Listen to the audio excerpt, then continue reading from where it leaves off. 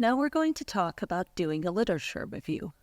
I'm Marguerite Brown. I study the atmosphere, and I'm going to talk you through the process.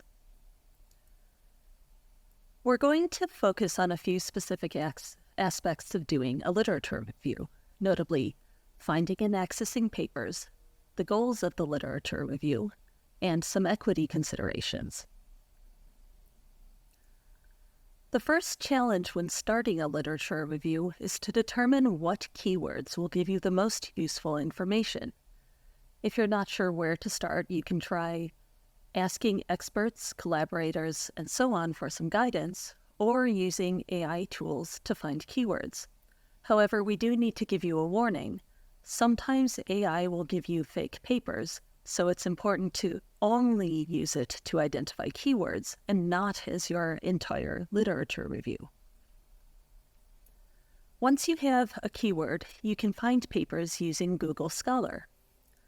As a sample to demonstrate how Google Scholar works, let's consider the question, what work has been done to address the question of how atmospheric carbon dioxide levels impact temperature?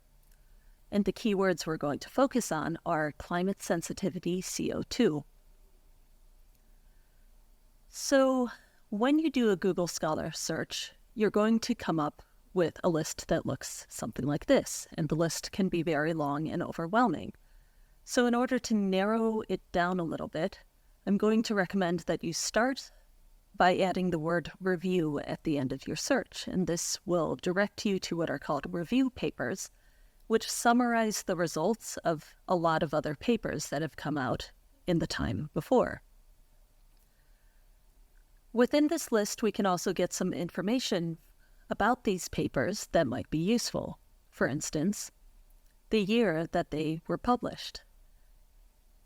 All of these papers came out pretty recently, but if you were looking at papers, say, where one came out in 2020 and the other was from 1960, then you might expect the more modern paper to generally have more up-to-date information, and as a result, I might prefer to go for the more modern paper if I'm starting a review.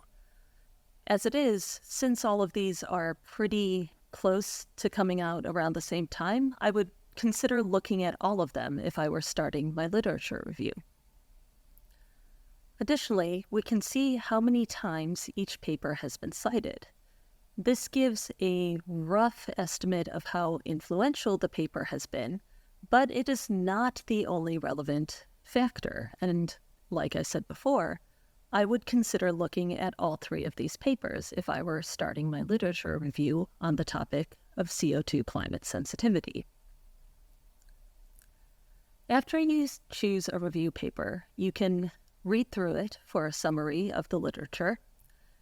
You can take a closer look at relevant references within it, and this will give you information about previous work that came before. And furthermore, you can look at the papers it is cited by. So going back to the previous slide, if you click on that cited by link, you will get a list of papers that have cited the paper in question. These cited by papers will typically contain follow-ups to outstanding questions that were still open at the time of the review paper. They might have corrections or updates to understandings in previous papers, and they'll give you a better, more complete sense of the range of current hypotheses in circulation.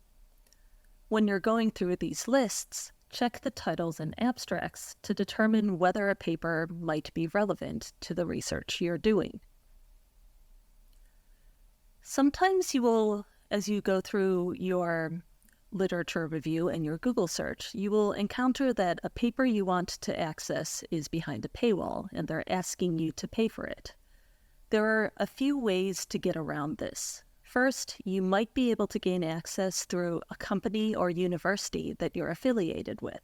So that's a good first place to start. Otherwise, you can email the corresponding author. They are allowed to share the paper with you for free.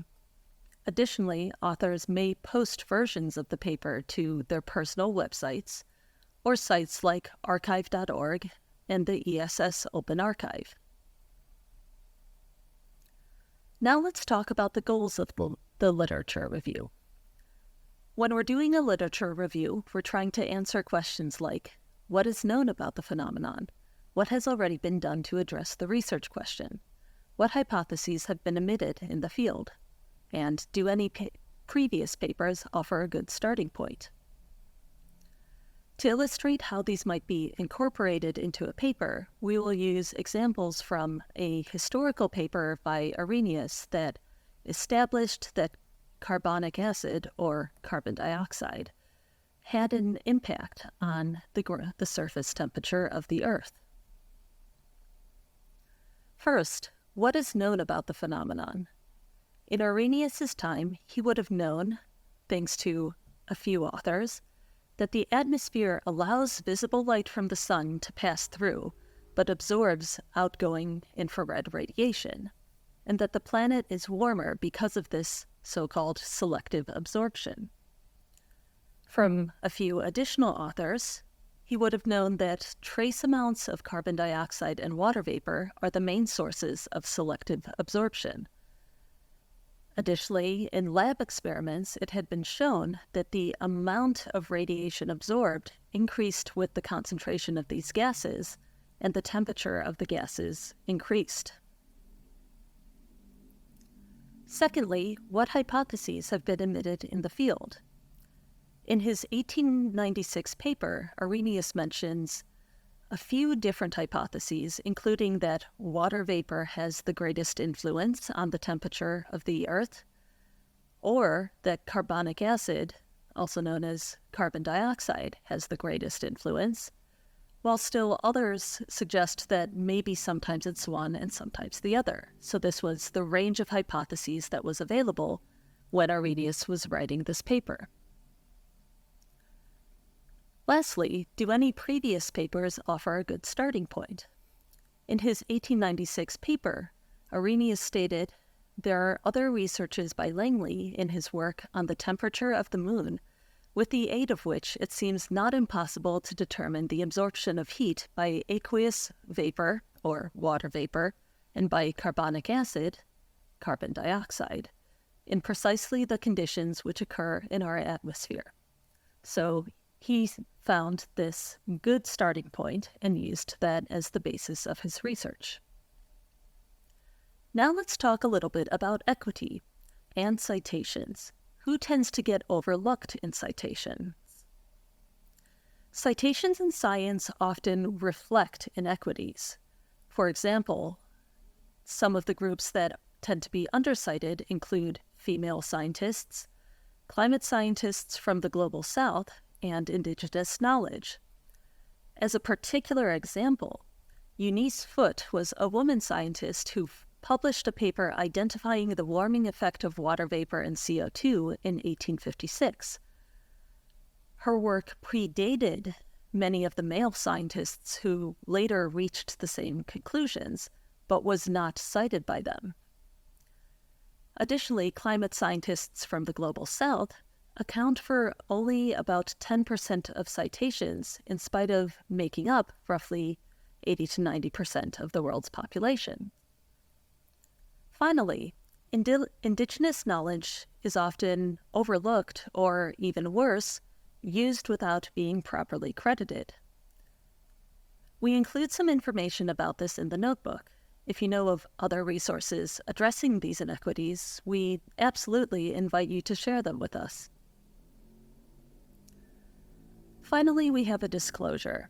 After we made these slides, we learned that Arrhenius was a board member of a Swedish organization that promoted racist views and policies, primarily against the Sami people. His name is mentioned commonly in climate science and chemistry.